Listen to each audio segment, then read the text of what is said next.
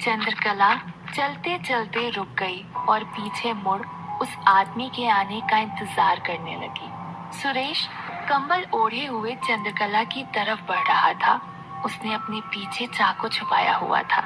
चंद्रकला इन सबसे अनजान डट के उसका सामना करने के लिए तैयार थी। जब वो आदमी नजदीक आया तो चंद्रकला ये देखकर चौंक गई कि वो कोई और नहीं बल्कि सुनीता का पति सुरेश ही था। चंद्रकला ने चौंक कर कहा, सुरेश तुम? सुरेश ने कुछ जवाब नहीं दिया।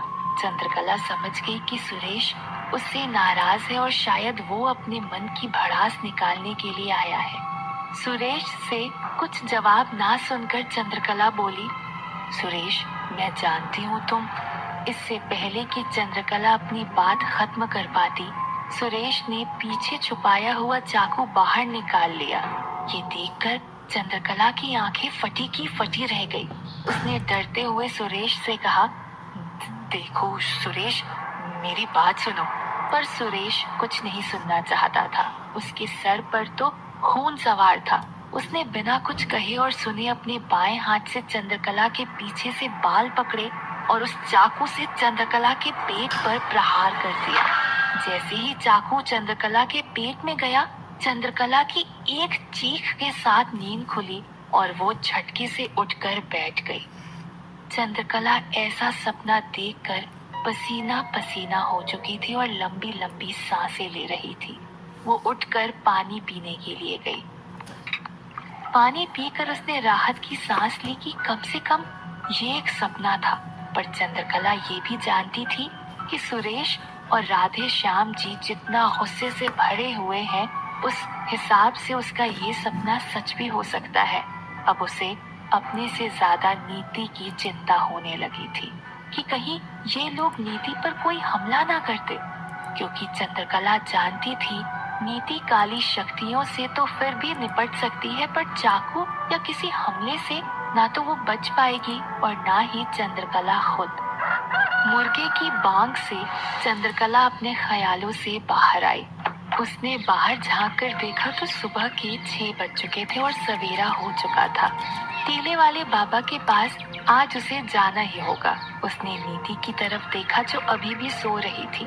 चंद्रकला नीति को इस वक्त इस तरह अकेला छोड़कर नहीं जाना चाहती थी, पर इसके अलावा उसके पास कोई दूसरा उपाय भी नहीं था। उसे उसके सवालों के जवाब सिर्फ टीले वाले बाबा से ही मिल सकते थे। यही सोचकर वो उठी और टीले वाले बाबा के पास जाने के लिए घर से निकल गई। जहाँ कल का दिन गांव वालों के लिए दुखों से भरा हुआ था, वहीं यामिनी के लिए वो जीत का दिन था और यामिनी अपनी जीत से काफी खुश थी। उसने जैसा सोचा था सब वैसा ही हुआ। यामिनी गांव वालों की नजरों में महान बन गई थी और चंद्रकला से सब लोग नफरत करने लगे थे। पर कहीं ना कहीं कल जो हुआ, जिस तरह से मालती ने सुनीता और उसके बच्चे की जान ली, वो सब यामिनी के जहन में भी बस चुका था, जिसकी वजह से यामिनी काफी डरी हुई भी थी। लेकिन तभी योगेंद्र अपने हाथ में बहुत सारी किताबें लेकर यामिनी के कमरे में आ पहुंचा और सभी किताबें यामिनी को देते हुए बोला, ये लो यामिनी, मेरे आदमी चंद्रकला के घर से सारी किताबें उठा के ले आए हैं। जितनी भी चंद्रकला विद्याएं जानती है सब इन किताबों में लिखी हुई है। अब वो किसी भी विद्या का इस्तेमाल नहीं कर पाएगी और इन्हीं में शायद वो किताब भी होगी जो तुम्हें चाहिए। ये सुनकर यामिनी खुशी से झूम उठी और बोली, वाह भैया क्या बात है, आपने तो कमाल कर दिया। उसने वो सारी किताबें उठाई और एक एक कर उन्हें देखना शुरू कर दिया। लेकिन उसके चेहरे के भाव धीरे धीरे बदलने लगे, क्योंकि इनमें से एक भी किताब काम की नहीं थी और ना ही वो किताब थी जो यामिनी को चाहिए थी। यामिनी ने गुस्से में सारी किताबें उठाकर फेंक दी और चिल्लाकर कहा, नहीं भैया नहीं, इनमें से एक भी किताब हमारे काम की नहीं है। मुझे वो किताब चाहिए जल्द से जल्द, वरना वो मालती हमें भी छोड़ेगी नहीं। योगेंद्र ने यामिनी को शांत किया और समझाते हुए कहा, यामिनी ऐसा कुछ नहीं होगा, तुम चिंता मत करो। वो मालती हमारा कुछ नहीं बिगाड़ सकेगी और वैसे भी पत्थर भुज बाबा का पत्थर तो हमारे पास है ही ना। इस पर यामिनी ने कहा, नहीं भैया, आपने आज मालती के घर का मंजर नहीं देखा, उसका विकराल रूप नहीं देखा, इसीलिए आप ऐसा कह रहे हैं। अगर आपने देखा होता तो आप भी ये सब नहीं कह रहे होते। और रही बात पत्थरभुज बाबा के पत्थर की, तो सुनीता के गले में भी चंद्रकला का दिया हुआ सुरक्षा धागा था, पर मालती ने वो धागा भी छल से निकाल दिया। ये सब सुनकर अब योगेंद्र भी काफी डर चुका था, उसका गला सूखने लगा था। यामिनी ने अपनी बात जारी रखते हुए कहा, अब बस वो एक किताब ही है जो हमें इन सब से बचा सकती है। किसी भी तरह वो किताब हमारे हाथ लगनी चाहिए भैया। इस पर योगेंद्र ने यामिनी से पूछा, लेकिन कहाँ ढूंढे उस किताब को? पता नहीं इतने बड़े मायापुर में कहाँ छुपाई होगी उस चंद्रकला ने वो किताब। यामिनी भी जानती थी कि योगेंद्र की चिंता जायज है। पूरे मायापुर में उस किताब को ढूंढना बहुत मुश्किल है। तभी उसके दिमाग में कुछ आया और उसने योगेंद्र से कहा, वैसे तो मैं नहीं चाहती कि इन सब के बारे में राघव को कुछ भी बताया जाए, पर मुझे लगता है राघव को इस किताब के बारे में बताना ही होगा, क्योंकि वो इन सब मामलों में बहुत शातिर है। वो जरूर उस किताब को ढूंढ निकालेगा। इतना कहकर यामिनी और योगेंद्र दोनों राघव के कमरे की तरफ गए। उधर चंद्रकला टीले वाले बाबा से मिलने के लिए पहाड़ी के टीले पर बसे हुए उनके घर पर पहुंच चुकी थी, पर चंद्रकला ये देखकर मायूस हो गई कि टीले वाले बाबा अभी भी ध्यान में ही थे। चंद्रकला के पैरों की आहट सुनकर भी बाबा ने अपनी आंखें नहीं खोली। ये सब देखकर चंद्रकला कुछ चिंतित हो गई, पर वो आज दृढ़ निश्चय करके आई थी कि चाहे जो भी हो जाए वो बिना बाबा से बात किए हुए नहीं जाएगी। इसीलिए वो बाबा के पास गई और उनके पैरों के पास जाकर बैठ गई। कुछ देर चुपचाप बैठे रहने के बाद भी जब बाबा ने आंखें नहीं खोली तो चंद्रकला ने बाबा से कहा, मुझे माफ करना बाबा, मैं आपके ध्यान में विघ्न डाल रही हूँ, पर मैं मजबूर हूँ बाबा, मैं हार चुकी हूँ। अब अकेले नहीं कर पा रही हूँ ये सब, मुझे आपकी मदद चाहिए बाबा। ये बोलते हुए चंद्रकला की आंखों से आंसू बहने लगे। कुछ ही देर में बाबा ने अपनी आंखें खोली और चंद्रकला से कहा, शांत हो जाओ चंद्रकला, मैं सब जानता हूँ। चंद्रकला ने बाबा को प्रणाम किया और हाथ जोड़कर कहने लगी, मालती बहुत खतरनाक हो चुकी है बाबा, हमें उसे रोकना होगा। अगर ऐसा ही चलता रहा तो वो पूरे मायापुर को खत्म कर देगी। बाबा बस शांत होकर सब सुन रहे थे। चंद्रकला ने अपनी बात को जारी रखते हुए कहा, सबसे चौंकाने वाली बात तो ये है कि जब मालती का बदला हमसे है तो वो निर्दोष लोगों की जान क्यों ले रही है, वो भी इतनी भयावह और क्रूर हत्या करके। अब आप ही कुछ उपाय बताइए बाबा। बाबा ने कुछ सोचते हुए कहा, समाधान तो तब कर पाएंगे चंद्रकला जब हमें ये पता लग पाएगा कि आखिर मालती ये सब कर क्यों रही है। मुझे जो बात सबसे ज्यादा चिंतित कर रही है वो ये कि उसने गर्भ में पल रहे शिशु का खून क्यों पिया। इसके पीछे जरूर कुछ न कुछ बहुत बड़ा कारण होगा और वो कारण पता करना बहुत जरूरी है चंद्रकला। चंद्रकला ने बाबा की बात को ध्यान से सुनते हुए पूछा, पर ये कैसे पता करेंगे बाबा? बाबा ने इस पर कुछ देर विचार करते हुए कहा, हमें फिर से प्रतिष्ठि यज्ञ करना होगा चंद्रकला।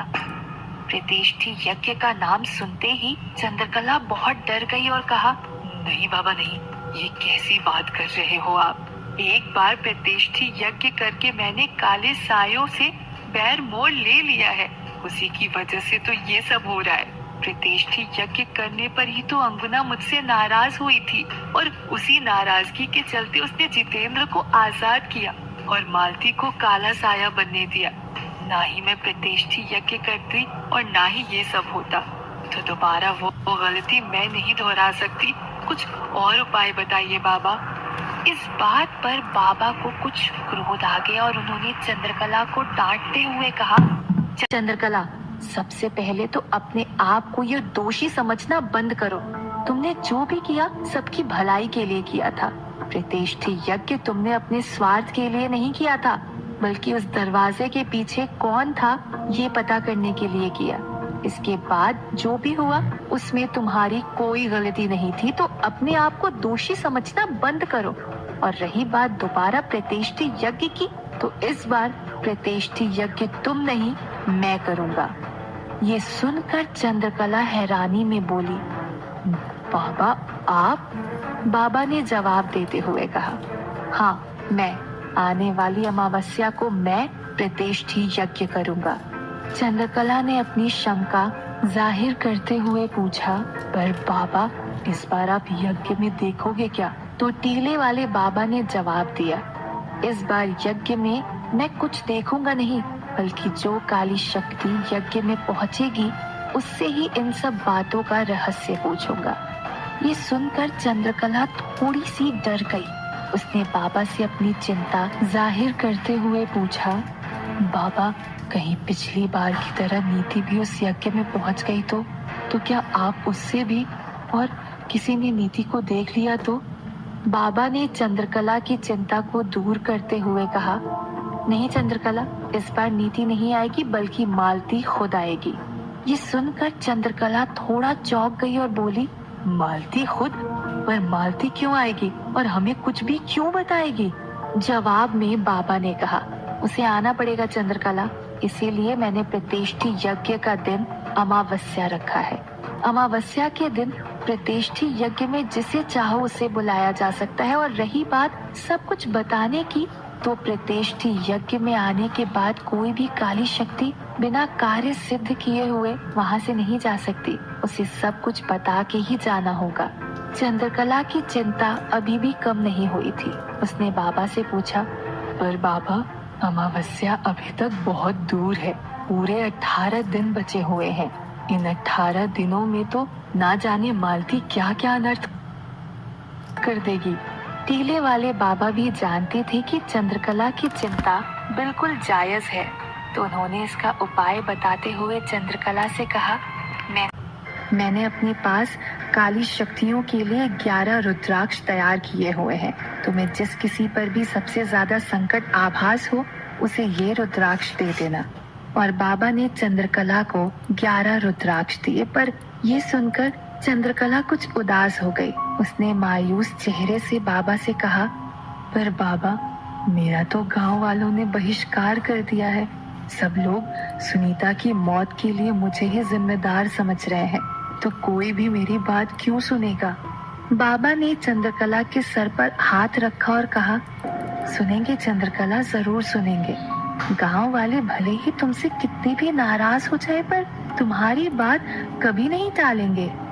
कहकर बाबा ने चंद्रकला को आशीर्वाद दिया और चंद्रकला वहां से चली गई। उधर यामिनी और योगेंद्र राघव से मिलने राघव के कमरे में पहुंचे और वहां जाकर यामिनी ने राघव से कहा, राघव तुम्हें मेरा एक काम करना होगा। राघव ने तुरंत जवाब दिया, कहो ना चाची, क्या काम है? यामिनी ने राघव को बताते हुए कहा, चंद्रकला के पास एक किताब है, किसी भी हालत में मुझे वो किताब चाहिए। राघव ने भी योगेंद्र की ही तरह धमकी और बंदूक की नोक पर चंद्रकला से मांगने को कहा, पर यामिनी ने ये सब करने से साफ मना कर दिया और कहा, सबको बस खून खराबा ही करना आता है। अगर यही उपाय करना होता तो मैं पहले नहीं कर चुकी होती। चंद्रकला अपनी जान की कीमत पर भी वो किताब नहीं देगी। ये सुनकर राघव चौंक गया और यामिनी से पूछा, अपनी जान की कीमत पर भी नहीं देगी? ऐसा क्या है उसमें चाची? राघव की इस बात का जवाब योगेंद्र देते हुए बोला, अभी सिर्फ इतना समझ लो कि ये मालती जो पूरे गांव वालों के पीछे पड़ी हुई है, अगर वो किताब हमारे हाथ लग जाए तो हम पूरे गांव वालों को बचा सकते हैं। पर राघव को ये सब मजाक लगा और उसने योगेंद्र से कहा, क्या कुछ भी बोल रहे हो मामा? अगर ऐसा ही होता तो क्या चंद्रकला ही गांव वालों को नहीं बचा लेती? वो क्यों सुनीता और उस बच्चे को मरने देती? राघव की इस बात पर यामिनी ने उससे चिढ़ते हुए कहा, अपनी ये बेहुदा सवाल बंद करो राघव। चंद्रकला इसीलिए नहीं बचा पाई क्योंकि वो किताब इतनी शक्तिशाली है कि चंद्रकला के लिए उसका इस्तेमाल करना वर्जित है। इसीलिए चंद्रकला ने उस किताब को कहीं न कहीं छुपा दिया है। तुम ढूंढ सकते हो तो ठीक है, वरना मैं खुद ढूंढ लूंगी। यामिनी को इस तरह गुस्सा होते देखकर राघव ने कहा, माफ करना चाची, मैंने तो बस ऐसे ही बोल दिया था। वैसे तो इतने बड़े मायापुर में एक किताब ढूंढना थोड़ा मुश्किल है, पर फिर भी मैं कोशिश कर सकता हूँ। राघव की बात सुनकर यामिनी और योगेंद्र वापस से बाहर जाने लगे। यामिनी दरवाजे के पास पहुंची ही थी कि तभी राघव को कुछ याद आया और उसने यामिनी को आवाज लगाई, चाची, मामा। दोनों फिर से पीछे की तरफ मुड़े। राघव दौड़कर उनके पास गया और कहा, चाची, जिस दिन मैं गांव में वापस आया था तो 2 दिन तक मैंने चंद्रकला का पीछा किया था। पूरा दिन तो मेरे लिए सामान्य था, लेकिन जब रात हुई तो मैंने देखा कि आधी रात को चंद्रकला अपने घर से बाहर निकली। बहुत भयंकर बारिश भी हो रही थी, लेकिन फिर भी वो उस अंधियारी रात और घनघोर बारिश में भी हनुमान मंदिर की तरफ जा रही थी। उसने अपने हाथ में एक कंबल में कुछ लपेटा भी हुआ था, जिसके अंदर से एक रोशनी भी निकल रही थी। चाची, हो ना हो उस रात चंद्रकला उस किताब को मंदिर में ही कहीं छुपाने गई होगी। योगेंद्र ने भी राघव की बातों के तार जोड़ते हुए कहा, जिस दिन चंद्रकला ने उस किताब का इस्तेमाल किया था उसके अगले दिन ही राघव मायापुर आया था।